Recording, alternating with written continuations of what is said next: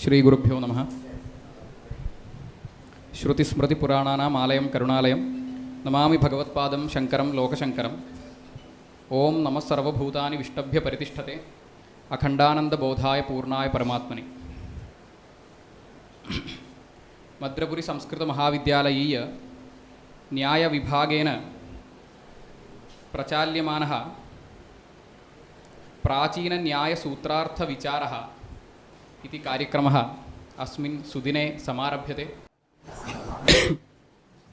अयं च कार्यक्रमः गतवर्षेपि प्रचालितः, अस्मिन्नपि वर्षे प्रचाल्यते, अग्रिमेपि वर्षे प्रचालयिष्यते। श्री श्री श्री भारती तीर्थ महास्वामिगळ न्याय चेयर इति एकम् एंडोमेंट अस्मिन् महाविद्यालये भारती तीर्थ स्वामीचरणानां भक्तेन जस्टिस रामनाथन महोदयेन कश्चन धनराशिः अत्र स्थापितः। तं धनराशिम् उपजीव्य अयं कार्यक्रमः प्रतिवर्षं प्रचाल्यते। तत्र च प्राचीनन्यायशास्त्रग्रन्थानां काचन आवृत्तिः विदुषां भवतु इत्यभिप्रायेण तत्र तत्र प्राचीनन्यायशास्त्रे प्रसिद्धाः ग्रन्थाः, यद्यपि अस्माकं नवीनशास्त्रे इदानीं रतिः वर्तते तत्रैव रमामः, तथापि एकं किञ्चित् द्वारमस्ति चेदेव तत्र परिश्रमः स्यात् इति मनसि सङ्कल्प्य प्राचीनन्यायसूत्रार्थविचारः वात्स्यायनभाष्यसहितः दिनद्वयात्मकः कश्चन कार्यक्रमः इदानीम् अस्मिन् सुदिने समारभ्यते। अस्मिंश्च सुदिने अत्र समागताः अध्यक्षत्वेन त्रयः विद्वांसः, अस्माकमेव कलाशालायां कार्यं कुर्वाणाः, मीमांसाध्यक्षपदवीम् अलङ्कुर्वाणाः शास्त्रिचरणाः गुरुचरणाः मणिद्राविडशास्त्रिपादाः, एवम् अत्र कलाशालीय चेयर्मैन् इति पदवीम् अलङ्कुर्वाणाः राजन् महोदयाः, एवं देवनाथाचार्याः आचार्याः देवनाथाचार्याः तेपि अचिरादेव समागमिष्यन्ति। एवम् अत्र वक्तृत्वेन बहवः युवविद्वांसः समागताः सन्ति। तेषु केचन आगच्छन्तः सन्ति, यथा श्रुतकीर्ति नीलमंगल महोदयः, गोपालदेशिकन् महोदयः अत्र समागताः सन्ति। विजयविठ्ठलाचार्याः, रङ्गनाथगणाचार्य महोदयः, आर् नवीन् महोदयः, कल्याणशास्त्रिनः आगच्छन्तः सन्ति। दत्तानुभव टेङ्से महोदयः आगताः सन्ति। श्रीकराचार्य ताम्रपर्णि महोदयः अस्मिन् अत्र प्रथमम् आगतम् इति प्रतीयते। अस्मिन् कलाशालायां तेपि अत्र इदानीं समागताः सन्ति। तेषां सर्वेषामपि वाक्यार्थप्रस्तावाः यथा पूर्वमेव विषयाः दत्ताः आसन् ते तस्मिन् विषये वाक्यार्थप्रस्तावाः भविष्यन्ति। अस्मिंश्च सुदिने कार्यक्रमस्य आरम्भे दीपप्रज्वालनेन शोभां समवर्धयन्तु इति शास्त्रिचरणाः राजन् महोदयाः रामनाथन् महोदयाश्च सादरं सम्प्रार्थयन्ति। वैदिकीं प्रार्थनां कर्तुं छात्राः समाहूयन्ते। ओम श्री गुरुभ्यो नमः। हरिः ओम। सावित्राणि जुहोति प्रसूत्यै चतुर्गृहीतेन जुहोति चतुष्पादः पशो नैवावरुन्धे चतस्रो दिशो दिक्ष्वेव प्रतितिष्ठति छन्दागुंसि देवेभ्योपाक्रामन्नवो भागानि हव्यं वक्ष्याम इति तेभ्य एतच्छतुर्गृहीतमधारयन् पुरोऽनुवाक्यायै याज्यायै देवतायै वषट्काराय यच्चतुर्गृहीतं जुहोति छन्दागस्यैव तत्प्रीणाति तान्यस्य प्रीतानि देवेभ्यो हव्यं वहन्ति यं कामयेत पापीयान् तस्य जुहुयादाहुतिभिरेवैनमपगृह्णाति पापीयान् भवति यं कामयेत वसीयान् स्यादिति सर्वाणि तस्यानुद्धृत्य जुहुयादाहुत्यैवैनमभिक्रमयति वसीयान् भवत्यथो यस्यैवैषाभिक्रान्तिरेति वा एष यज्ञमुखादृध्यायो अग्नेर्देवताया एत्यष्टा तनि सावित्राणि भवन्त्यष्टाक्षरा गायत्री गायत्रः। हरिः ओम। छात्रेभ्यः साधुवादाः समर्प्यन्ते। स्वागत भाषणेन सर्वान् स्वागतीकुर्वन्तु इति महेश्वरन् महोदयः वेदान्तप्राध्यापकाः सादरं सम्प्रार्थ्यन्ते।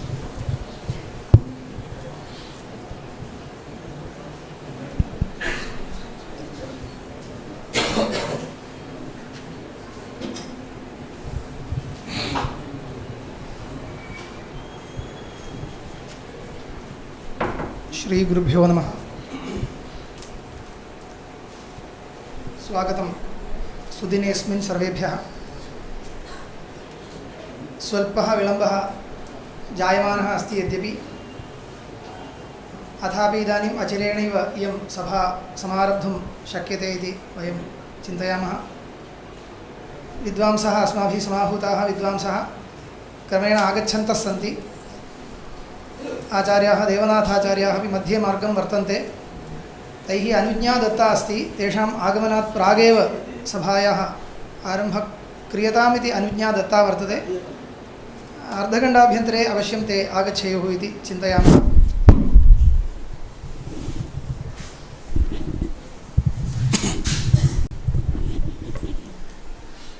श्रीमता वासुदेवेन उक्तरीत्या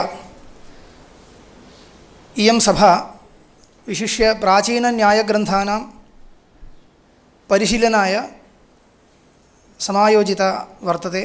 गतवर्षे अस्माभिः कुसुमाञ्जलिग्रन्थमादाय अनेके वाक्यार्थाः दिनद्वयव्यापिनी कार्यक्रमे समायोजिताः। यत्र अस्मिन् दिने यथा आगच्छन्ति अस्माकं सुहृदः अनेके विद्वांसः आगच्छन्ति, प्रायेण एते एव गतवर्षेपि समागताः।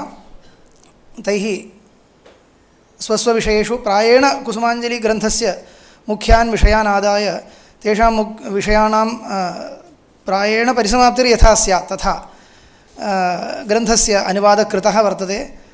स च अनुवादः समग्रोपि इदानीम् अस्माभिः यूट्यूब् मध्ये निक्षिप्तः वर्तते, श्रोतुम् उपलभ्यते। एवमेव अस्मिन्नपि संवत्सरे कर्तव्यम् इति मनीषया न्यायसूत्रम् आदाय प्राचीनन्यायसूत्रार्थविचारः इति अस्ति। तत्र प्राचीनपदं व्यावर्तकम् इति नास्ति, यतः एकमेव न्यायसूत्रं, नव्यन्यायसूत्रव्यावृत्त्यर्थम् इति नास्ति। प्राचीनत्वं वस्तुस्थितिः, न्यायसूत्रार्थविचारः इति। न्यायसूत्राणि इति भगवता गौतमेन ऋषिणा प्रणीतानि इमानि सूत्राण्येव अस्माकं न्यायशास्त्रस्य परमं मूलभूतं वर्तते इति सर्वे विद्वांसः जानन्त्येव। तस्य सूत्रस्य ऋषिणा वात्स्यायनेन कृतं भाष्यं वर्तते, तदुपरि वार्तिकं वर्तते, तदुपरि वाचस्पतिटीका वर्तते। इत्येवं रीत्या पञ्चग्रन्थी इत्येवं शब्देन उल्लिख्यमानाः अनेके व्याख्यानव्याख्येयभावापन्नाः ग्रन्थाः विदुषां पुरतः वर्तन्ते। यद्यपि तथापि इदानीम् अद्यत्वे प्रायेण तेषां ग्रन्थानां दर्शनं बहुनां नास्ति इति मत्वा तदपि भवतु इत्यभिप्रेत्य प्रमेयविचारप्राधान्येन परिष्कारप्राधान्येन नव्यशास्त्रसरणिः गच्छति। इदं तु प्रमेयविचारप्राधान्येन गच्छति इति सोऽपि आवश्यकः इत्यभिप्रायेणैव अस्माभिः अयं कार्यक्रमः आयोज्यते। अस्माभिः आयोज्यते इति केवलं नाममात्रं।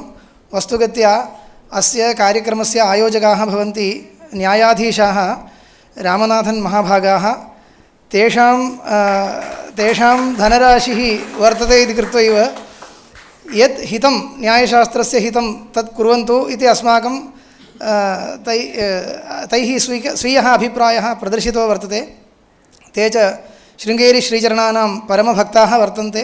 शास्त्रस्य उद्धाराय किञ्चित् कर्तव्यं, यदुचितं तद् भवन्तः कुर्वन्तु इत्येवम् अस्माकं स्वातन्त्र्यं दत्तमिति कृत्वा यद्यपि अस्मिन् विषये भवतु तस्मिन् विषये भवतु इति एतत् सर्वम् अस्माभिर्निश्चीयते, परन्तु कार्यक्रमस्य सञ्चालनं तैरेव क्रियते इति कृत्वा प्रथमतः तेभ्यः एव स्वागतं वक्तव्यमिति चिन्तयामि।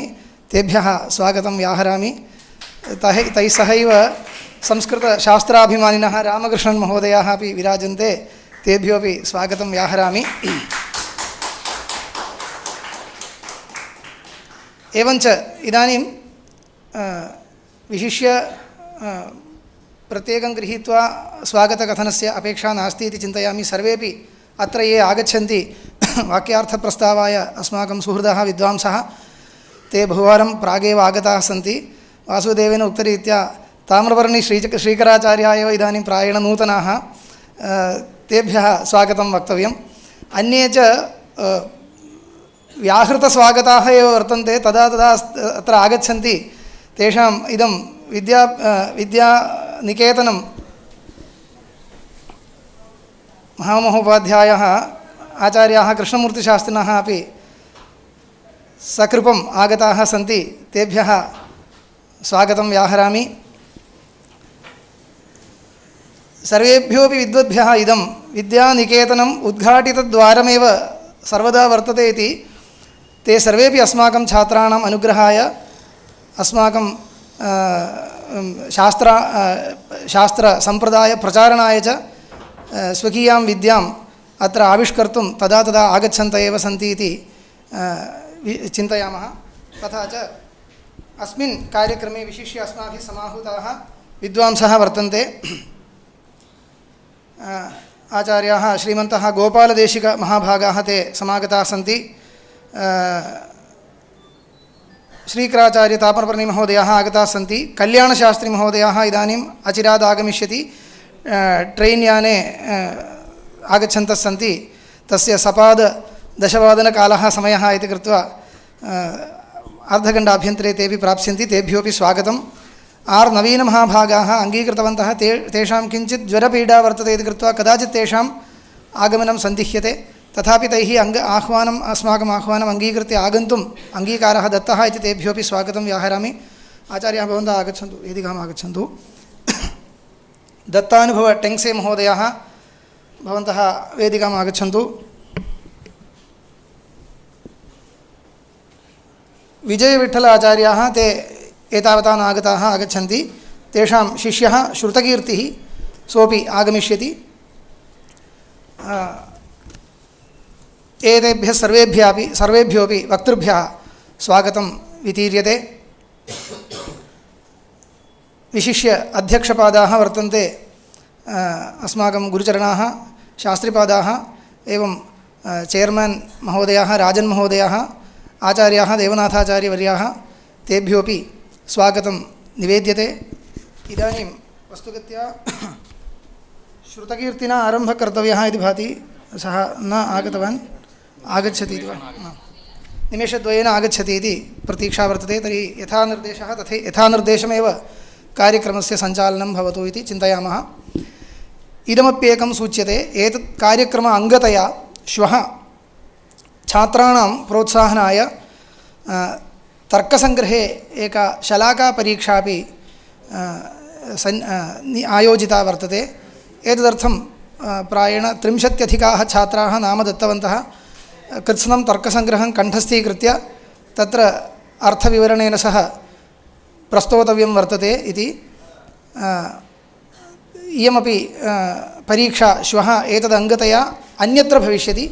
अस्य च कार्यक्रमस्य कोऽपि प्रतिरोधः तद्वशात् न भविष्यति। एवञ्च एवं सहैव कार्यक्रमद्वयं सञ्चाल्यमानं वर्तते। सहैव कार्यक्रमद्वयं सञ्चाल्यमानं वर्तते। तस्मिंश्च कार्यक्रमे अनेके बालाः इतः अपि छात्राः भागं गृहीष्यन्ति। अन्यतोपि छात्राः आगच्छन्ति। तेभ्योऽपि यथोचितं पुरस्कारं निश्चित्य पुरस्कारवितरणादिकम् अन्ते श्वः कार्यक्रमस्य अन्ते भविष्यति। इदानीं प्रायेण विद्वांसः समागताः सन्ति। इतः परम्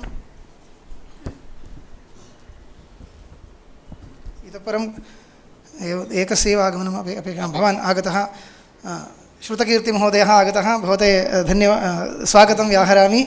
एवं रङ्गनाथगणाचार्यमहोदयाः आगताः, भवद्भ्योऽपि स्वागतं व्याहरामि। विजयविठ्ठलमहोदयाः अपि आगताः, भवद्भ्योऽपि स्वागतं व्याहरामि।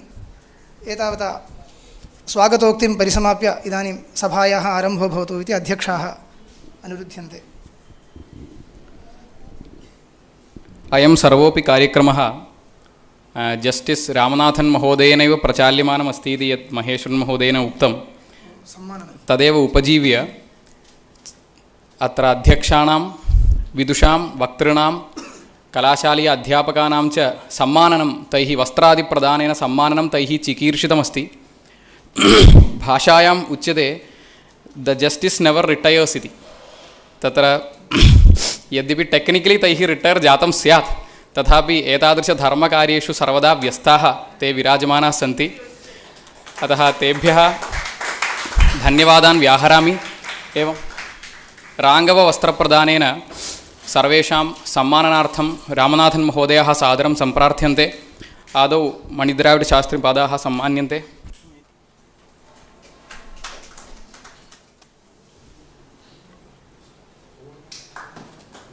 राजन् महोदयः,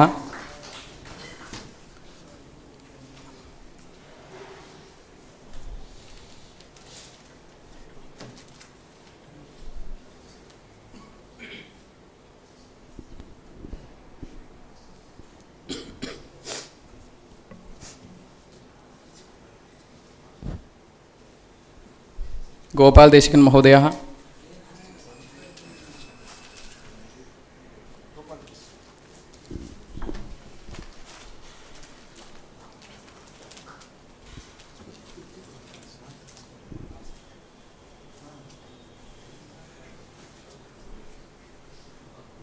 श्रीकराचार्यः ताम्रपर्णी,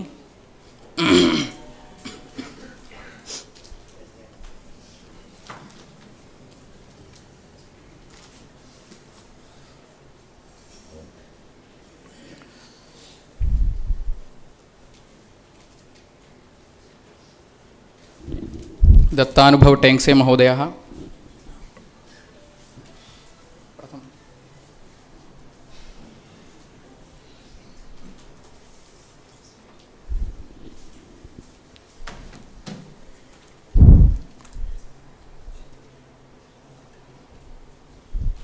विजय विठ्ठलाचार्यः,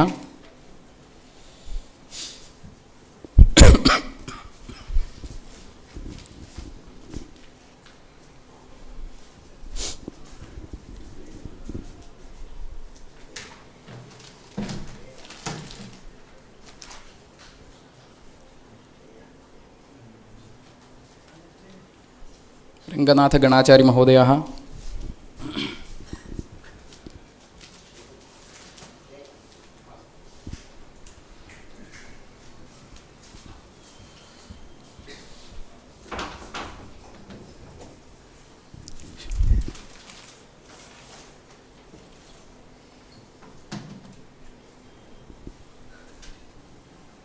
श्रुतकीर्ति महोदयः,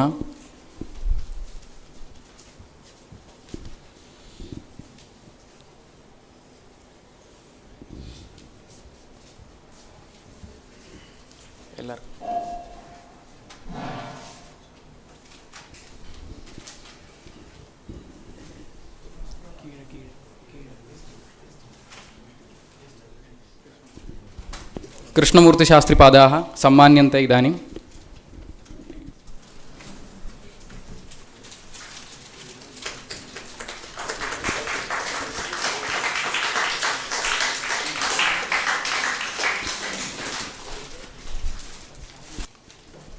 श्याम सुंदर भट्टाः सम्मान्यन्ते।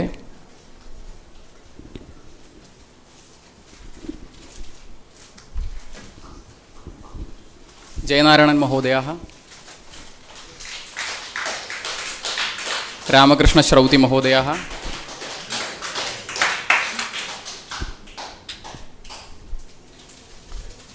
सत्यनारायणन् महोदयाः, सुरेश महोदयाः,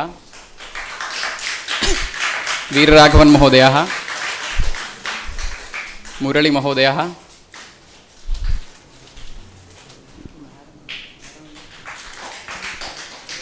कार्तिकेयन् महोदयः, इंग्लिश विशालं मैडम महोदयाः,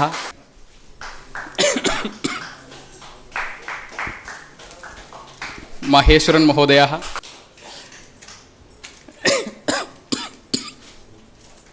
उपाध्यायन् महोदयाः,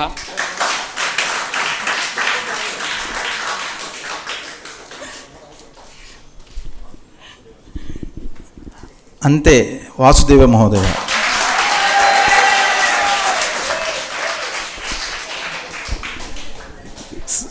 सभा समयः व्यतीतः वर्तते, अतः सभारम्भार्थम् अध्यक्षपादाः सादरं सम्प्रार्थ्यन्ते।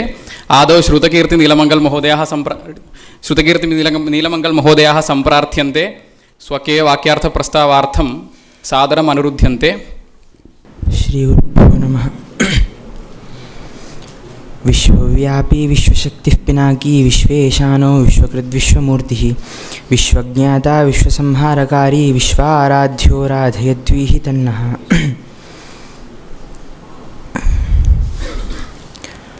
उपस्थितान् विद्वद्वर्यान् सादरं प्रणिपत्य एतद्वाक्यार्थगोष्ठ्यां मह्यं वाक्यार्थार्थम् अवकाशं कल्पितवद्भ्यः सर्वेभ्यः अपि सादरं धन्यवादान् प्रणिपत्य मम विषयं किञ्चिदिव प्रतिपादयामि।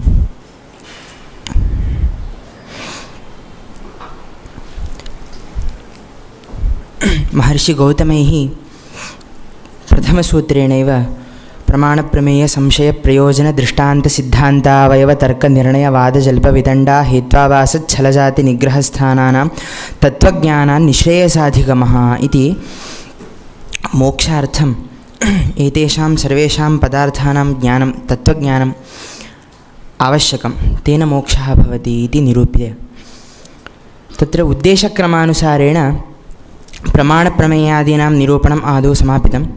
अधुना छलनिरूपणं तत्र आरभ्यते। तत्रैव मम वाक्यार्थविषयश्च दत्तः।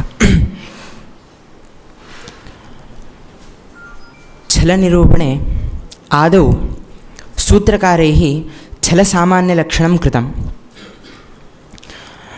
एवं वर्तते वचनविघातो अर्थविकल्पोपपत्याच्छलम् इति। वचनविघात अर्थविकल्पोपपत्या वचनविघातः छलम् इति अन्वयः कर्तव्यः सूत्रस्य। तत्र अर्थः इत्युक्तौ वक्तुः अभिप्रेतः अर्थः तदपेक्षया विपरीतः यः विरुद्धः अर्थः तादृशम् अर्थं तस्य अर्थस्य कल्पना एव विकल्पः। तादृशविकल्प एव उपपत्तिः इति तयोः कर्मधारयः कृतः। विकल्पोपपत्या वचनविघातः इत्यत्र अन्वयः। तत्र वार्तिककारैः तस्य विवरणमपि कृतं। वचनविघातः यः क्रियते कदा क्रियते इति चेत् सामान्यशब्दस्य विशेष अनेकपदार्थसम्बन्धित्वे सति यः वचनविघातः क्रियते तत् छलम् इति वार्तिककारैः। नाम सामान्यशब्दः वर्तते, न एकैव शब्दः बहुषु एकेनैव शब्देन बहूनां पदार्थानाम् उपस्थितौ सत्यां यः वक्तुरभिप्रेतः अर्थः तद्विपरीतम् अर्थम् आरोप्य तस्य दूषणं यदस्ति तस्य कृते छलम् इति उच्यते। अत्र न्यायवार्तिकतात्पर्यटीकाकारैः अग्रे वक्ष्यमाणेषु विशेषलक्षणेषु उदाहरणानि दीयन्ते। प्रकृते सामान्यलक्षणे कुतः न उदाहरणं दत्तम् इत्याशङ्क्य भाष्यस्य अवतरणं कृतं। सामान्यलक्षणे उदाहरणं न दातुं शक्यते इति। यतोहि यद् उदाहरणं दीयते तद् विशेषलक्षणस्य एव लक्ष्यं भवति। सामान्यलक्षणे उदाहरणं न दातुं शक्यते इति कृत्वा विभागेषु उदाहरणं दीयते इत्युक्तम्। अत्र विभागशब्दस्य विभज्यते इति विभागः इत्यनेन विशेषलक्षणम् उच्यते इति उक्तं। तर्हि विशेषलक्षणेषु उदाहरणानि वक्ष्यन्ते इत्यर्थः। एवं विभागश्च इति अग्रिमं भाष्यमस्ति। तत्र द्वितीयविभागशब्दस्यापि एवं विवरणं कृतं। विभज्येत अनेन इति व्युत्पत्तिं स्वीकृत्य विभागशब्दस्य सूत्रमित्यर्थः लभ्यते इति। तस्मात् सूत्रं किं तद् चेत् विभागः क्रियते तत्त्रिविधं वाक्छलं सामान्यच्छलम् उपचारच्छलं चेति इति। विभज्यते अनेन विभज्यते अनेन इति विभागः करणे कर्तुं तस्मात् सूत्रं लभ्यते। तत्त्रिविधं वाक्छलं सामान्यच्छलम् उपचारच्छलं चेति इति त्रिविधं। तत्र वाक्छलं नाम किम् इति तस्य लक्षणमपि एकेन सूत्रेण उक्तम्। अविशेषाभिहिते अर्थे वक्तुरभिप्रायादर्थान्तरकल्पना वाक्छलम् इति सूत्रम्. तत्र अविशेषाभीते अर्थे इति. कः अविशेषेण अभीतः अर्थः नाम सामान्यशब्दः इति. अत्र अभिहितिः अभीतं नाम उच्चारणम् इति. अविशेषाभीतम् इति पदेन सामान्यश्रुति इति अर्थः लभ्यते. सामान्यश्रुति द्विविधं, पदात्मकं वाक्यात्मकं. तत्र विभागः न्यायवार्तिके कृतः. सामान्यश्रुतिवाक्यं सामान्यश्रुतिपदम् एतदुभयमपि अविशेषाभीते अर्थे अविशेषाभीतम् इति पदेन विवक्षितम् इति. तत्र सामान्यश्रुतिवाक्यं नाम किं, तस्य उदाहरणं भाष्यकारेणेव दत्तं. नवकम्बलोऽयं माणवकः इति. तत्र नवः कम्बलः यस्य सः नवकम्बलः इति. नवशब्देन अत्र नूतनत्ववान् कम्बलः विवक्षितः, नवकम्बल इत्यत्र. इति एकः विग्रहः. द्वितीयः विग्रहः अस्ति नवकम्बलाः यस्य सः नवकम्बलः इति. संख्यापरतया नवशब्दः अत्र प्रयुक्तः. अत्र विग्रहे एव विशेषः, समासे तु न विशेषः इति उक्तं. तर्हि विग्रहभेदमादाय एव अर्थभेदः भवति. वस्तुतः समासे तु नवकम्बलः इत्येव समासः. तस्य एकस्यैव नवकम्बल इति शब्दस्य नूतनत्वविशिष्टकम्बलवान् इत्यपि अर्थः बुध्यते, नवत्वसङ्ख्याविशिष्टकम्बलवान् इत्यपि अर्थः. तर्हि एक एव शब्दः अर्थद्वये अस्ति इति कृत्वा इदं वाक्यं सामान्यश्रुतिवाक्यमिदम् इति उक्तम्. इति कृत्वा अविशेषाभीतः अर्थः अविशेषाभीतमिदम् इति. अत्र यदा समासे शक्तिर्नाङ्गीक्रियते, हाँ, समासे शक्तिर्नाङ्गीक्रियते तर्हि एकस्य शब्दस्य अर्थद्वयमिति इदानीं न लभ्यते. अवयवार्थमादाय आकाङ्क्षया किम् अर्थः तत्र हाँ, न तस्मादेव इदानीम् यदा विग्रहः क्रियते तदा अवयवाः भिद्यन्ते. हाँ हाँ एते प्रश्नाः अपि रिकार्ड् भवन्ति. कः प्रश्नः इति अनन्तरं न ज्ञायते.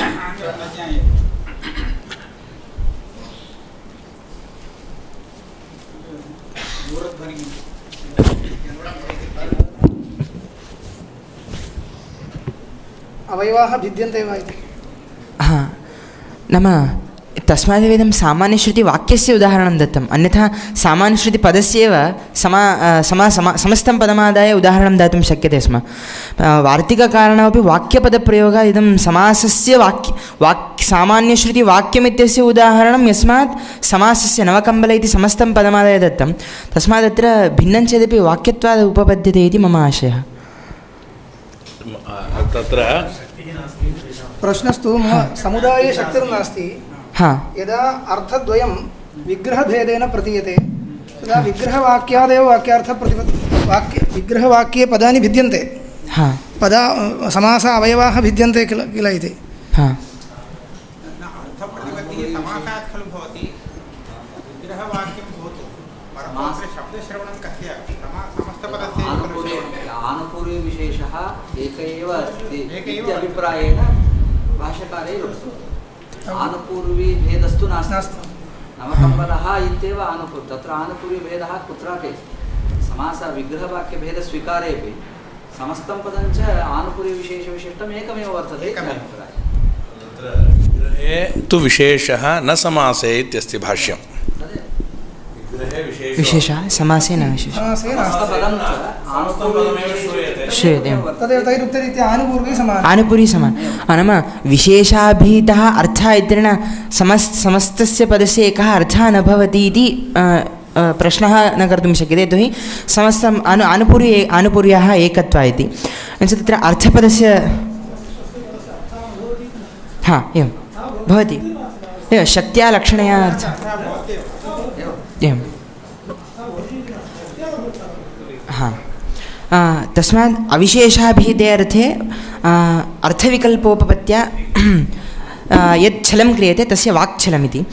तत्र नवकम्बलोऽयं माणवकः इत्यत्र वक्तुरभिप्रायः कुत्र अस्ति इत्युक्तौ नूतनत्वविशिष्टकम्बलवान् अयं माणवकः इत्यभिप्रायः तदपेक्षया विपरीतः विरुद्धः अर्थः नवत्वसङ्ख्याविशिष्टकम्बलवान् इत्यर्थः तम् अर्थं प्रकल्प्य पूर्वपक्षी प्रकल्प्य तद् दूषयति एकेव कम्बलः अस्ति कथं नवकम्बलः अस्ति इति यद्दूषणं तस्य कृते छलम् इत्युच्यते इति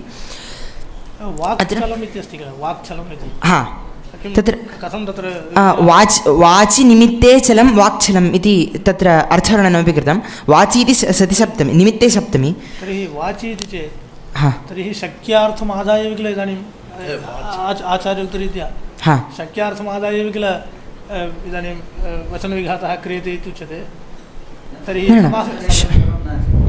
यौगिकं स्थलम् इदमस्ति नवकम्बलः इति तु यौगिकं स्थलमस्ति पदानि बहूनि वर्तन्ते अतः अत्र उभयथापि अर्थवर्णनं सम्भवति विशेषतः प्रयुक्ते शब्दे अन्यार्थं प्रकल्प्य दूषयति चेत् तर्हि दूषणमेव अयुक्तं प्रश्नश्चेत् युक्तम् अग्रे तु उपचारच्छलम् इति आगच्छति एवं तत्र तु लक्षणा स्वीक्रियते एवं तर्हि वाचि इत्यनेन तर्हि अत्र तु शक्त्या यः अर्थः बोध्यते तत्र इदानीम् अर्थद्वयं शक्त्या यत्र बोध्यते तत्र तमादायते तर्हि आचार्योक्तरीत्या समासे शक्तिरेव नास्ति किल अपेक्षते अतएव प्रवृत्त्या यदा पदद्वयमादाय चिन्तनं क्रियते तत्र पदद्वयस्यापि मुख्यार्थः एव स्वीकृतः यः दूषयति तेनापि मुख्यार्थमादाय एव दूषणम् उच्यते न किन्तु पदं तु समस्तमेव किल पदमस्ति तत्र नैयायिकमतरीत्या यदा चिन्तनं कुर्मः पदद्वयमेव अस्ति नवः कम्बलाः यस्य इति एकः विग्रहः नव इत्यपि पदं समानमस्ति नव इत्यपि समानमस्ति शक्तिस्तु भिन्ना समस्तपदम् इदं चिन्तनीयमस्ति नवकम्बलः इति नैयायिकमते तु नवकम्बलः इत्यत्र यदा बहुव्रीः समासः क्रियते तर्हि उत्तरपदे लक्षणा भवति तन्मनसि लक्षणा भवति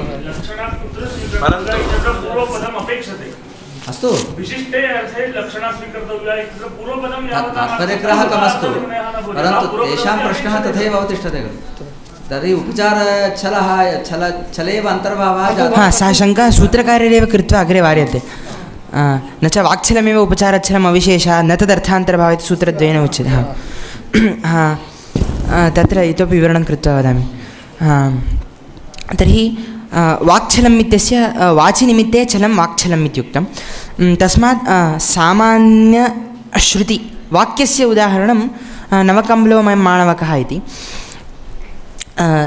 वार्तिककारैः सामान्यश्रुतिपदस्य उदाहरणं दत्तम् अश्वो अश्वः अश्वो अश्व इति अत्र प्रथम अश्वशब्दः अश्वत्वजातिमन्तं बोधयति द्वितीय अश्वशब्दः यदा कञ्चन पुरुषं सम्बोध्य यदा अश्व इति प्रयुज्यते तदा वृद्धिं गतोऽसि इत्यर्थः प्रतीयते इति उक्तं न्यायवार्तिकतात्पर्यटीकायां प्रतिपादितं वृद्धिं गतोऽसि इत्यर्थः प्रतीयते इति तर्हि अत्र अश्व इति यद् इदं सामान्यश्रुतिपदस्य उदाहरणं दत्तं इदमपि अत्रापि अर्थान्तरं प्रकल्प्य दूषणं छलं द्रष्टव्यमिति तत्र न्यायवार्तिके कोटिक्रमः शङ्का एवं मध्ये कृता भवता लक्षणं कथं कृतम् सामान्यशब्दस्य विशेषानेक अर्थसम्बन्धित्वे सति वक्तुरभिप्रेतः अर्थापेक्षया विपरीतार्थारोपेण यः वचनविघातः क्रियते तद्भवति वाक्छलम् इति तत्र लक्षणस्य स्वरूपमेवं कृतम् अत्र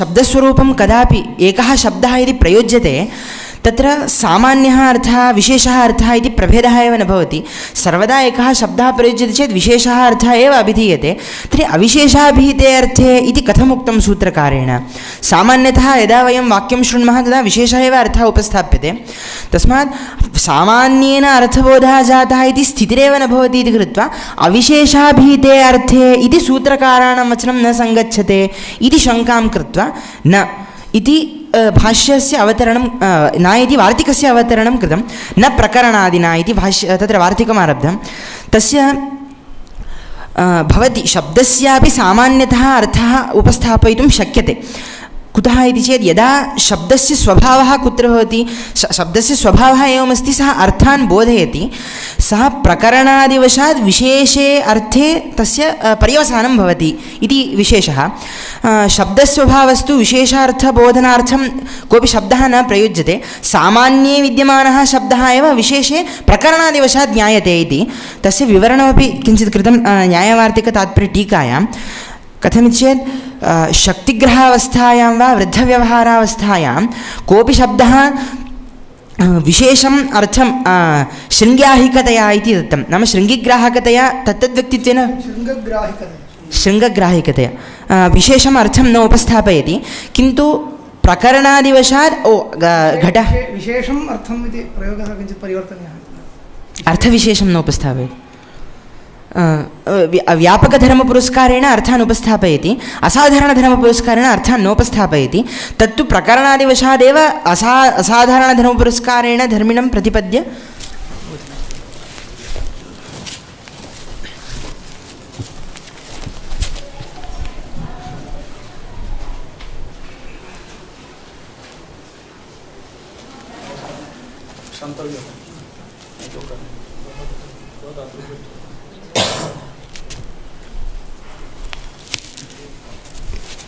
आचार्येभ्यः स्वागतं।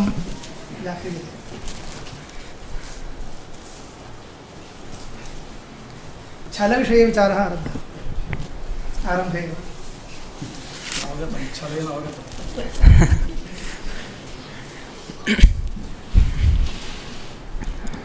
सामान्यतः अर्थोपस्थितिर्भवति इत्यस्य कोऽर्थः? पदज्ञानं पदार्थोपस्थितिः शाब्दबोधः इति खलु कर्म।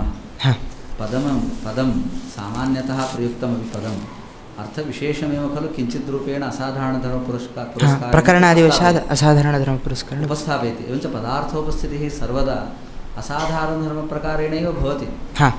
अतः पुनः प्रश्नः तथैव एवं यदा पर्यायपदं भवति तदा अनेकार्थसाधारणमिति कृत्वा अर्थविशेषनियमनं विना अग्रे तस्य विवरणं करोमि। सामान्यतः उपस्थितिः इति काचन उपस्थितिर्नास्ति। सामान्यतः उपस्थितिः इत्यस्य कोऽर्थः? उपस्थितिरेव अपेक्षते। योग्यतामभिप्रेत्य उक्तमिति भाति। पदस्य योग्यता वर्तते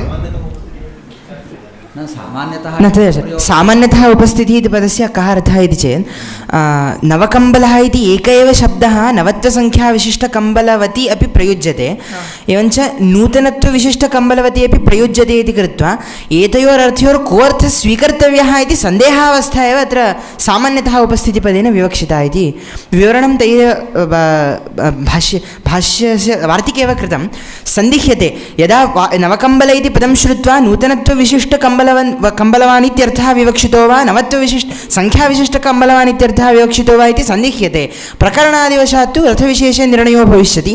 यत्र तु वक्तुरभिप्रेतार्थे अर्थद्वयमपि प्राप्तं तद् विपरीतमर्थम् आरोप्य यदा खण्डयति तदा छलं भवति इति उच्यते। इयम् एका जिज्ञासा, यदा अर्थान्तरं प्रकल्प्य दूषयति इत्युच्यते, अर्थान्तरे विवक्षाम् अनवगत्य भ्रान्त्या अर्थान्तरं गृहीत्वा दूषयति चेदपि छलत्वव्यवहारः अस्ति वा, अथवा बुद्धिपूर्वकम् अर्थान्तरं प्रकल्प्य दूषयति चेदेव छलत्वव्यवहारः, नो चेत् छलत्वव्यवहारः नास्ति। तस्मादेव अविशेषाभिहिते अर्थे इत्यस्ति किल, तत्र नवशब्दस्य विषये वयं विचारः, वाक्यार्थविषये विचारः नास्ति।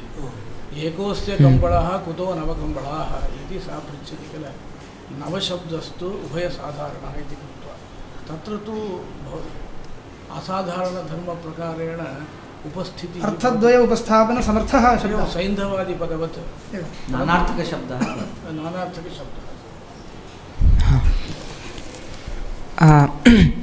तस्मात् प्रकरणादिसहकारः यद्यस्ति तर्हि शब्दः शब्दात् विशेषतः अर्थोपस्थितिर्भवति, तदभावे तु सामान्यतः अर्थोपस्थितिर्भवति इति कृत्वा अविशेषाभिहिते अर्थे इति यद् सूत्रकारेरुक्तं तत् समीचीनमेव इति पुनः स्थापितं। परन्तु इदानीं यदा सः नवकम्बलः पुरुषः इति उक्तवान् वक्ता, तदानीं श्रोतुः मनसि तात्पर्यप्रकरणादि इति उक्तत्वात् शङ्का भवति। तात्पर्यज्ञानं सर्वं कारणमेव अस्ति खलु। एवञ्च तत्र प्रकरणादिकं तात्पर्यग्राहकमेव। तर्हि तात्पर्यगत्या सः वस्तुतस्तु नवत्व नाम नूतनकम्बलवान् इत्येव अर्थं सः गृहीतवान् सः गृहीत्वैव पुनः छलं करोति इत्येव स्थितिः अस्ति एतद्विषये वदामि आचार्य। अतः अविशेषतः उपस्थितिः इत्यस्य सन्देहदशा कस्य इति भवद्भिः वक्तव्यं। कुतः इत्युक्ते अयं तु जानाति तस्य सन्देहो नास्ति, विशिष्टकम्बलवान् इत्येव जानाति अयं, तथापि इदानीम् अवबुद्ध्य पुनः इदानीं सः शङ्कां करोति, तं दूषयति। अतः सन्देहावस्था इति भवद्भिः अर्थवर्णनं कृतम् इति कृत्वा मम सन्देहः जातः। तत्र कथं कस्य सन्देहः? एवम् इदानीं प्रतिपादयामि। एतदर्थमेव अस्य प्रत्यवस्थानम् इति एकं भाष्यं प्रवृत्तं। कदा छलं कर्तव्यम् इति। वारणीयं। छलवारणक्रमः, परन्तु सन्देहः एवमेवं सन्देहः इति वार्तिके प्रतिपादितं। सभ्यानां भवतु सन्देहः, सभ्यानां सन्देहः, मध्यस्थस्य सन्देहः, मध्यस्थस्य वा सभ्यानां वा सन्देहयोग्यम्।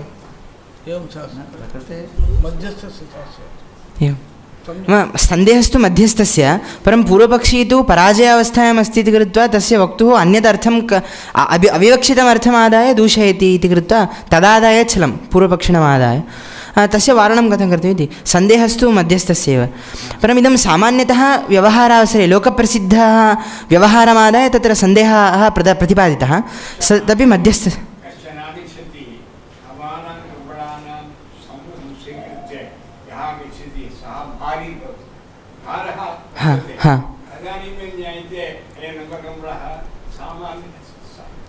विक्रयणार्थम् आगतः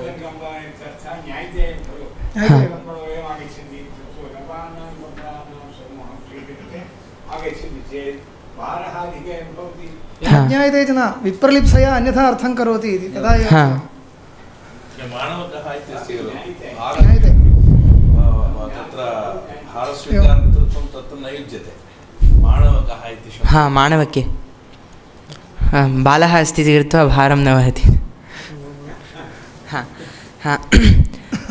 तर्हि प्रकरणादिवश अविशेषाभिहिते अर्थे सामान्यशब्दस्य विशेषानेकसम्बन्धित्वे सति वक्तुरभिप्रेतार्थ आरोपपूर्वकं दूषणं यदस्ति तद् वाक्छलम् इति तस्य विवरणं कृतम्। अत्र अविशेषाभिहिते अर्थे तत्र अर्थशब्दग्रहणं किमर्थमिति चेत् शब्दव्युदासार्थम् इति।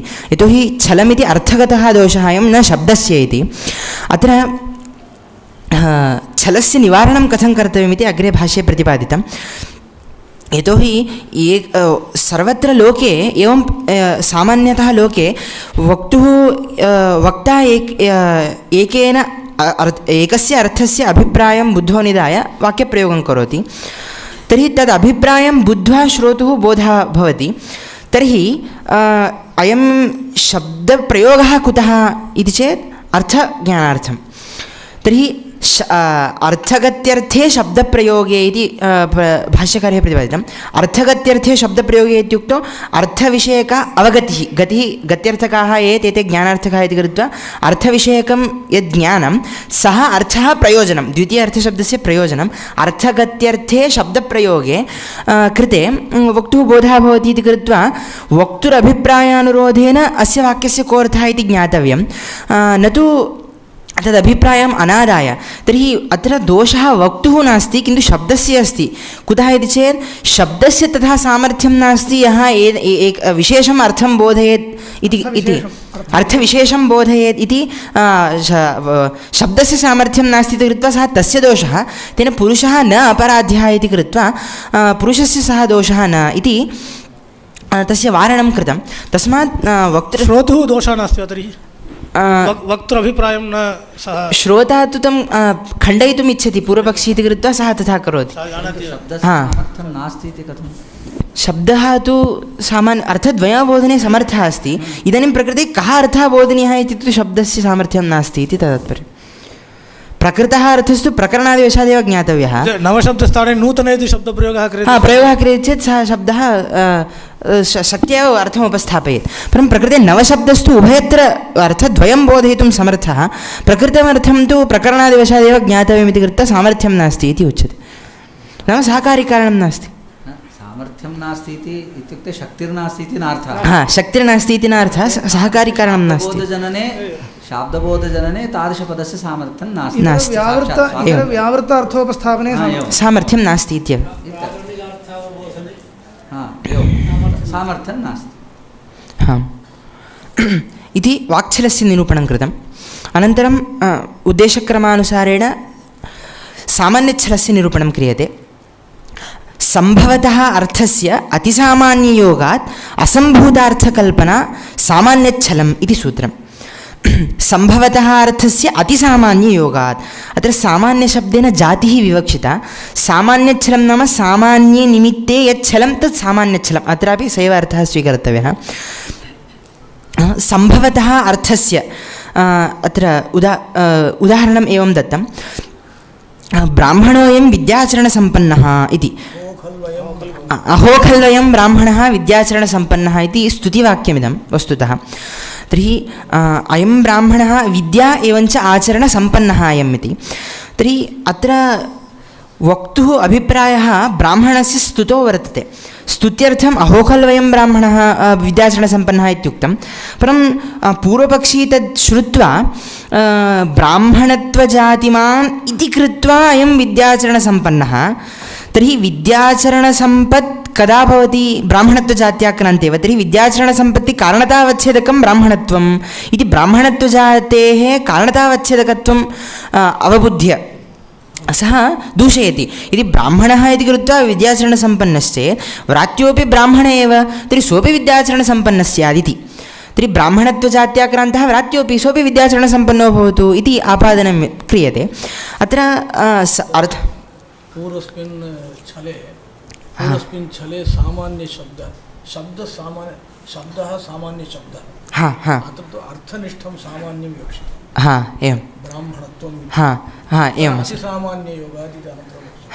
तर्हि तस्मात् पूर्वकल्पे समानः शब्दः सामान्यः इति वार्तिके प्रतिपादितम्। अतिप्रसक्तं कारणतावच्छेदकम् अतिप्रसक्ते धर्मे कारणतावच्छेदकत्वम् आरोप्य व्यवहरति। अत्र अतिसामान्यशब्दस्य अर्थः एवमुक्तः। ब्राह्मणत्वजातिः कदाचित् विद्याचरणसम्पत्तिम् आप्नोति, नाम ब्राह्मणत्वति विद्याचरणसम्पत् भवति। कदाचित् अत्येति इत्युक्ते ब्राह्मणत्वति व्रात्ये कदाचित् विद्याचरणसम्पत्तिर्न भवति इति कृत्वा अत्येति। तर्हि यत् कार्यं तत् कारणतावच्छेदकाक्रान्ते कदाचित् भवति कदाचित् न भवति, तथापि कारणतावच्छेदकत्वं भवेत् तस्य इति पूर्वपक्षी बुद्धो निधाय दूषयति इति कृत्वा सामान्यच्छलं ब्राह्मणत्वजातिमादाय यत् छलं क्रियते तद् सामान्यच्छलम् इति विवक्षितम्।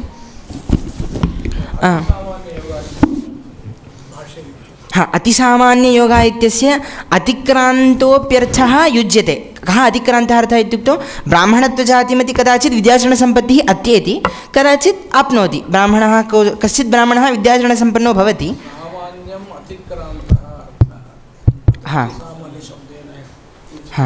सामान्यम् अतिक्रान्तः अतिसामान्यं नास्ति। स्तुत्यर्थं स्तुतिमात्रं तस्य विवक्षिता अस्ति।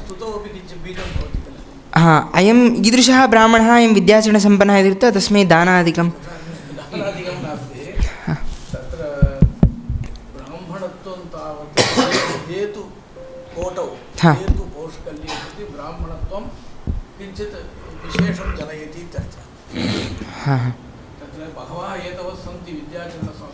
बहवः हेतवः सन्ति विद्याचरणसम्पत्तौ, तत्र ब्राह्मणत्वं तावत् हेतौ प्रशस्तः एवं।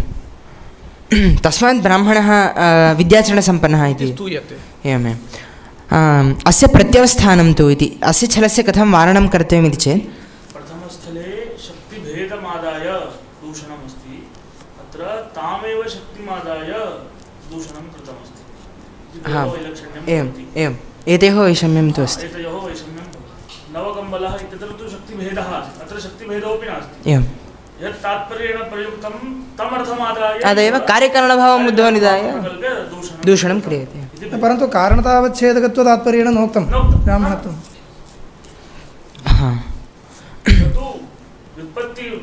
बललभ्यः व्युत्पत्तिपरलभ्यः कारणत्वम् इत्येव वक्तुं शक्यते। ब्राह्मणत्वं कारणं यथा इत्येव वक्तुं शक्यते खलु। ब्राह्मण ब्राह्मणकारणं तेनैव तादात्म्यसम्बन्धेन कारणं वा? तस्य तु विपत्तिलाभः। आम् शरत् कारणत्वपक्षे जातेः कारणतावच्छेदं कर्तुं तथा नास्ति भो, तत्र तादात्म्यसम्बन्धेन ब्राह्मणकारणम्। शरदि पुष्पन्ति सप्तच्छदः इत्यत्र यथा व्युत्पत्तिबललभ्यः कार्यकारणभावः तद्वत् ब्राह्मणो विद्याचरणसम्पन्नः इति कार्यकारणभावं मत्वा पूर्वपक्षी आपादयति इति छलं करोति। शरदि पुष्पन्ति सप्तच्छदः इत्यत्र कार्यकारणभावः शरत्कालसम्बन्धः यदा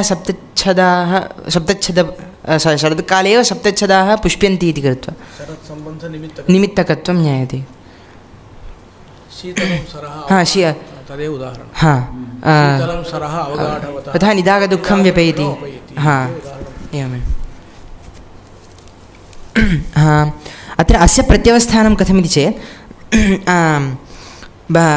हेतुत्वविवक्षया ब्राह्मणत्वजातिमान् इति कृत्वा विद्याचरणसम्पन्नः इति न उच्यते। ब्राह्मणः प्रशस्तः विद्याचरणसम्पन्नः इति कृत्वा अयं ब्राह्मणः समीचीनः इत्येव तत्र तात्पर्यं। यथा इदानीं एतद्भूमौ शालयः भवितुमर्हन्ति इति चेत् एतद्भूमेः विक्रयणार्थं प्रशस्तेयं भूमिः इति ज्ञायते इति कृत्वा बीजात् शालयः नोत्पद्यन्ते इति निषेधः कृतः इत्यर्थः यथा न स्वीक्रियते। बीजादेव शालयः उत्पद्यन्ते परम् इदं क्षेत्रं समीचीनमस्ति इति कृत्वा क्रयणे तस्य यथा प्रवृत्तिर्भवेत् तथा तेन अस्य भूमेः स्तुतिः कृता भवति, क्षेत्रस्य स्तुतिः कृता भवति। दार्ष्टान्तिकभावः अस्मिन् क्षेत्रे शालयः इति एवं तेन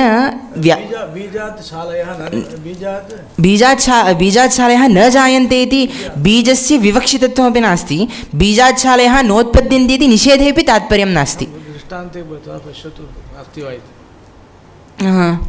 प्रकृते तु सम्पन्नः इत्युक्तौ व्रात्येपि विद्याचरणसम्पत्तिः स्यात् इति तेन आपादितं। ब्राह्मणातिरिक्ते विद्याचरणसम्पत्तिः स्यादिति आपतितम्। एवं हा अत्र तु किं भवति?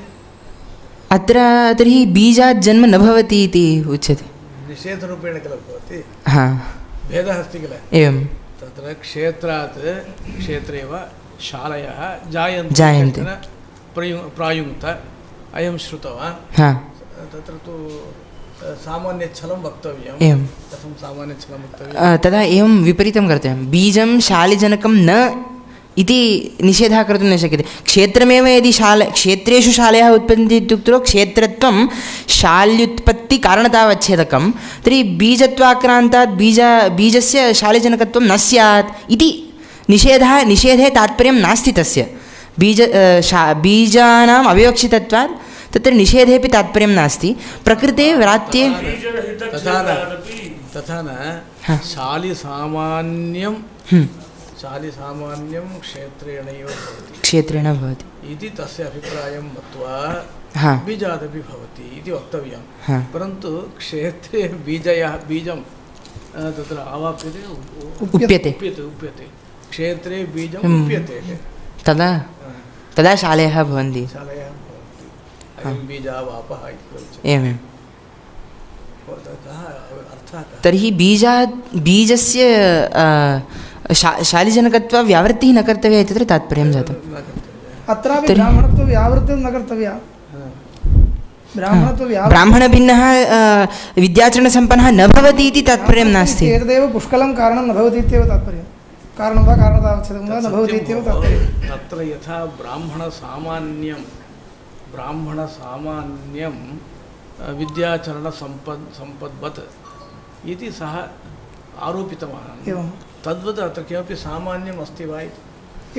बीजेषु एवञ्च क्षेत्रे क्षेत्रेण जायते इति तु वक्तुं न शक्यते। केवलं क्षेत्रात् शालयः नोत्पद्यन्ते बीजं विना इति वा। साम्यं अयम् आशयः स्यात्। शालिशब्दः बीजशब्दश्च भिन्नभिन्नार्थकौ एवं स्वीक्रियताम्। क्षेत्रात् शालयः जायन्ते इत्युक्तौ शालयः एव जायन्ते इति स्वीकारे बीजानां बीजानाम् उत्पत्तिः तत्र वार्ये क्षेत्रे एव प्रत्यक्षलक्षणे एतादृशविचारः आगतः तत्र एकः न्यायः उक्तः विशेषनिर्देशः विशेषनिर्देशः शेषनिषेधार्थकः इति अब्भक्षः इति इत्यत्र उक्तमस्ति तादृशमेव अत्रापि उपयोक्तुं शक्यते ब्राह्मणत्वविशेषनिर्देशः निर्देशे सति शेषाणां व्यावृत्तिः इति शेषस्य इतरेषां व्यावृत्तिः परं तथा नास्ति किल भाष्ये तु प्रात्योपि ब्राह्मणः सोऽप्यस्तु विद्याचरणसम्पन्नः इति किल तत्र तत्र शालयः तत्र दृष्टान्ते भाष्ये सम्पन्नः अस्तु इति नास्ति प्रात्येपि ब्राह्मण्यमस्ति इत्यस्ति अस्ति सोऽप्यस्तु विद्याचरण सम्पन्नः ब्राह्मणत्वमस्ति कृत्वा विद्याचरणसम्पन्नो भवतु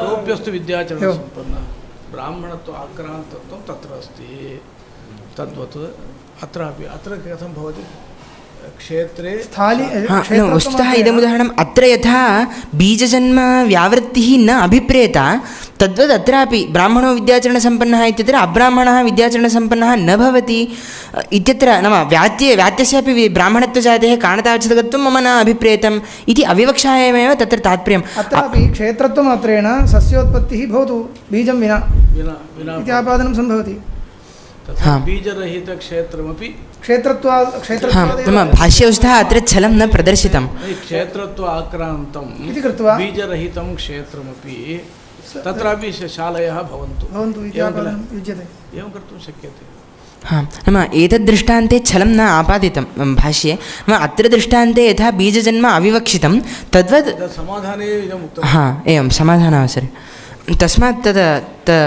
तत्र यथा अविवक्षा तद्वत् अत्रापि ब्राह्मणत्वस्य कारणतावच्छेदकत्वेन विवक्षा नास्ति इत्यत्र तात्पर्यम् इति कृत्वा तस्य प्रत्यवस्थानं कर्तव्यम् इति सामान्यच्छलस्य उदाहरणम् अनन्तरम् उपचारच्छलम् उपचारच्छलस्य एवं सूत्रमस्ति धर्मविकल्पनिर्देशे अर्थसद्भावप्रतिषेधः उपचारच्छलम् इति अत्र धर्मविकल्पः धर्मः इत्युक्तौ अभिधानस्य धर्मः शब्दस्य धर्मः कः इति चेत् यथार्थप्रयोगः इति भाष्ये उक्तं तत्र वार्तिके द्वैविध्यं प्रदर्शितं धर्मः द्विविधः भाक्तः एवञ्च प्रधानः नाम प्रधानः शब्दप्रयोगः भाक्तशब्दप्रयोगः इति द्विविधः तयोः विकल्पे सति धर्मविकल्पनिर्देशे उच्चारणे सति धर्मविकल्पनिर्देशे अर्थसद्भावप्रतिषेधः अर्थसद्भावः वर्तते शक्यार्थलक्षणार्थयोर्मध्ये एकस्य अर्थस्य सद्भावः वर्तते अन्यस्य अर्थस्य अन्यम् अर्थम् अन्यः अर्थः अस्य विवक्षितः इति तस्य अभिप्रायं प्रकल्प्य दूष्यते अर्थसद्भावप्रतिषेधः क्रियते इति कृत्वा तद् उपचारच्छलं भवति इति नवकमलः इति वदेव अत्र तु उभयत्र शक्तिरासीत् अत्र सापि शङ्का कृता नवकमलवदेव अस्ति किल तत्रैव अन्तर्भावं कुर्मः इति शङ्कां कृत्वा पुनः वार्यते तद् अग्रिमसूत्रेण अन्तर्भावो न भवति तत्र उभयत्र शक्तिरस्ति एवम् अत्र नास्ति एवं तदेव समाधानम् उच्यते एवं समाधानमपि धर्मविकल्पनिर्देशे इत्यस्ति तत्र अविशेषाभिहिते अर्थे अस्ति तत्र तु अयं शब्दः नवशब्दस्तु अविशेषेण अविशेषेण अर्थद्वय नवशब्देन अविशेषेण अर्थः अभिहितः अत्र तु अविशेषेण अर्थः न शक्यते धर्मविकल्पः अभिधानविकल्पः प्रयोगविकल्पः एकस्तु लाक्षणिकः प्रयोगः उदाहरणम् एवं दत्तं मञ्चाः क्रोशन्ति इति तत्र वक्तुः अभिप्रायः अस्ति मञ्चस्थाः पुरुषाः क्रोशन्ति इति मञ्चशब्दस्य शक्यः अर्थः मञ्चः एव काष्ठसङ्घातविशेषः इति उक्तं लाक्षणिकः अर्थः मञ्चस्थाः पुरुषाः इति तत्र शक्यमर्थमादाय मञ्चेषु क्रोशनं न भवति मञ्चः न क्रोशन्ति मञ्चस्थाः पुरुषाः क्रोशन्ति इति यद् पूर्वपक्षिणां कथनम् अर्थसद्भावप्रतिषेधः यः अस्ति तत् उपचारच्छलमिति उपचारशब्दस्य नीतः अर्थः प्रापितः यः अर्थः सः उपचारशब्देन उच्यते यतोहि शक्यसम्बन्धेन विना इति एवम् अस्य अवतरणं कथं कृतम् इत्युक्तौ यः कोऽपि शब्दः यं कोऽपि अर्थं बोधयेद्वा इति न वक्तव्यं, किन्तु यः शक्यसम्बन्धः अर्थः सम्बद्धः यः अर्थः सैव वक्तव्यः इति कृत्वा यः उपनीतः अर्थः सैव उपचारशब्देन उच्यते। तमर्थं सः तस्य वक्तुरभिप्रायः नास्ति, शक्यार्थे वक्तुरभिप्रायः अस्ति इति बुद्धो निधाय तस्य मञ्चः न क्रोशन्ति, पुरुषाः क्रोशन्ति इति वदति, तत् उपचारच्छलम् इत्युच्यते। अत्र वाक्छलमेव उपचारच्छलं तदविशेषात् इति सूत्रमुक्तम्। अविशेषः इत्युक्ते उभयत्र साम्यं किमस्ति इत्युक्तौ यः अर्थः कल्पितः तस्य प्रतिषेधः उभयत्रापि अस्ति। यतोहि नवकम्बलोऽयं देवदत्तः इति नवतसङ्ख्याविशिष्टः कम्बलवान् नास्ति एव अयम् इति तत्रापि प्रतिषेधः अस्ति। अत्रापि मञ्चाः क्रोशनं न कुर्वन्ति इति प्रतिषेधः अस्ति एव। तर्हि प्रतिषेधसाम्यात् तस्य उपचारच्छलस्य वाक्छलेव अन्तर्भावो भवतु इति शङ्का, न तदर्थान्तरभावात् इति सिद्धान्तसूत्रम्। अर्थः व्यत्यासः अस्ति इति तत्र भाष्येन उक्तम् अर्थान्तरकल्पनापेक्षया भेदः अस्ति। कः भेदः इति चेत् तत्र अर्थान्तरकल्पनापेक्षया अर्थसद्भावप्रतिषेधस्य महद्वैषम्यमस्ति इति सामान्यतः उक्तं। तस्य विवरणं वार्तिके कृतं। नवकम्बलोऽयं माणवकः इत्यत्र नवत्वविशिष्टकम्बलः विधीयते माणवकोद्देशेन। एवं मञ्चाः क्रोशन्ति इत्यत्र मञ्चोद्देशेन क्रोशनं विधीयते। तत्र नविधौ परशब्दार्थः इति न्यायेन क्रोशनं विधीयते इति कृत्वा विधेयवाचकस्य क्रोशनपदस्य गौणत्वं प्राधान्यमस्ति इति कृत्वा मञ्चपदस्य गौणता वर्तते इति कृत्वा गुणेत्वन्यायकल्पना इति न्यायेन मञ्चपदस्य मञ्चस्थपुरुषेषु लक्षणा स्वीकृता।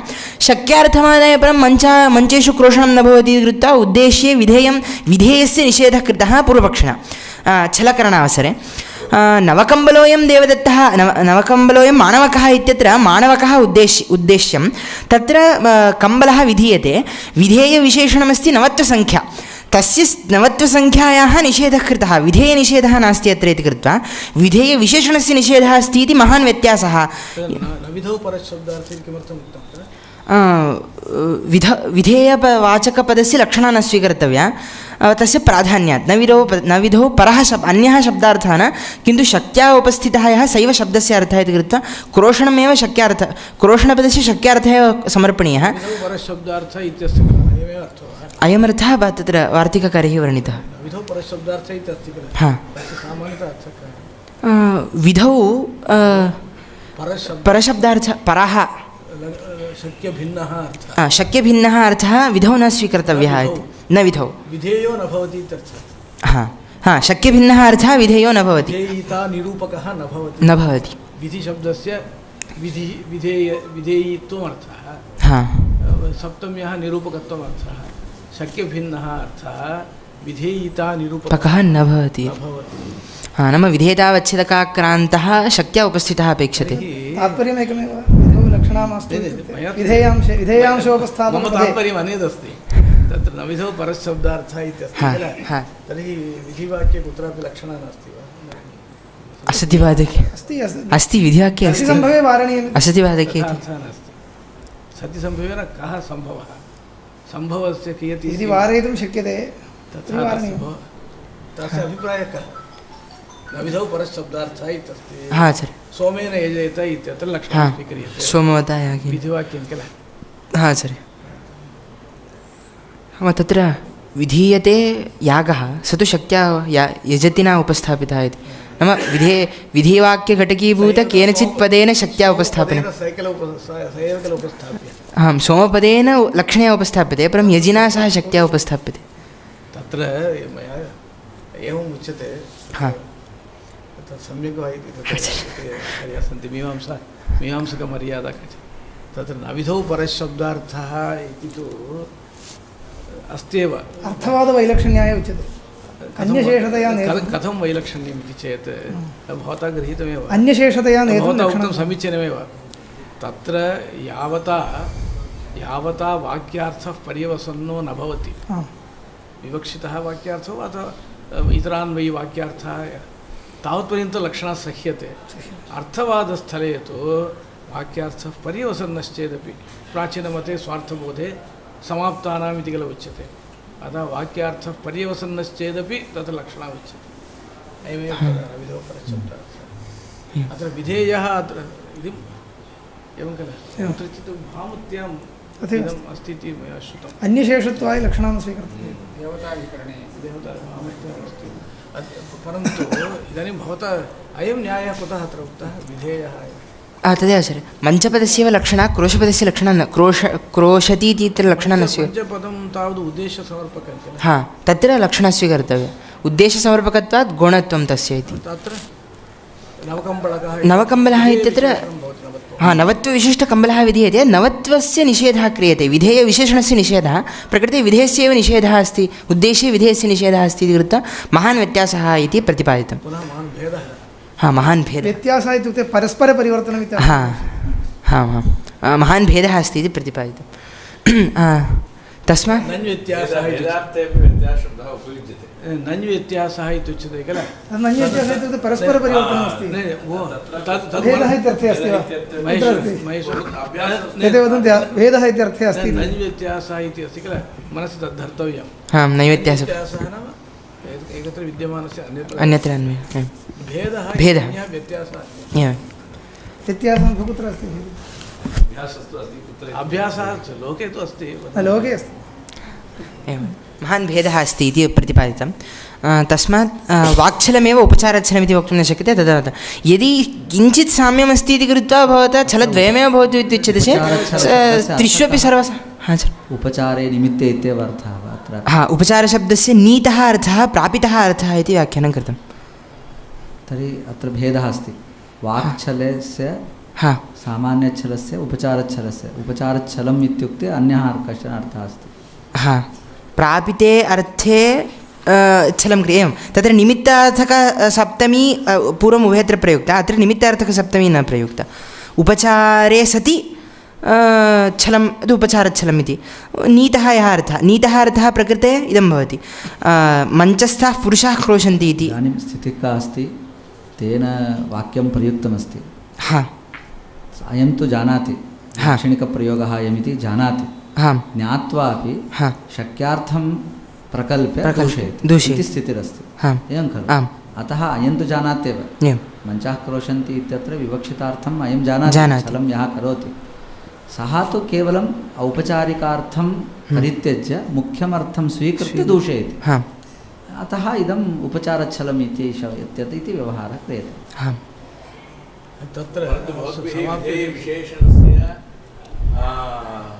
निषेधः क्रियते वाक्छले तैस्तु उपचारया प्राप्तस्य अर्थस्य विधेयस्य वा अथवा विधेयविशेषणस्य वा इत्यभिप्रायेणैव उक्तं तैः अहं तु एवं स्थितिस्तु तथैव भवति अतः एव मया उपचारच्छलम् इत्यस्य किं व्याख्यानम् इति पृष्टं परन्तु एतैः व्याख्यानम् उक्तं किल अर्थसद्भावप्रतिषेधः अर्थसद्भावप्रतिषेधः अर्थान्तरकल्पना अयं भेदः तु उपचारे निमित्ते इति तु नार्थः प्रकृते वाचि निमित्ते तद्वत् नास्ति तत्र उक्तं तद्वत् अत्र नास्ति उपचारशब्दस्यैव नीतः अर्थः इति नीतः अर्थः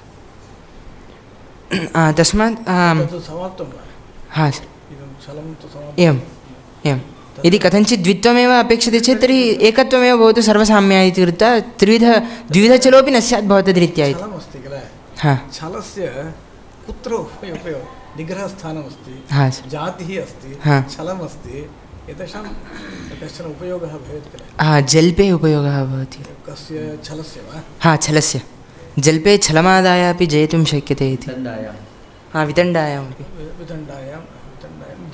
जल्पे तद् निग्रहस्थानम् अस्ति किल निग्रहस्थाने अन्तर्भावः अस्ति कुतः नास्ति जातिनिग्रहस्थानयोः कश्चन भेदः अस्ति सर तत्र अस्य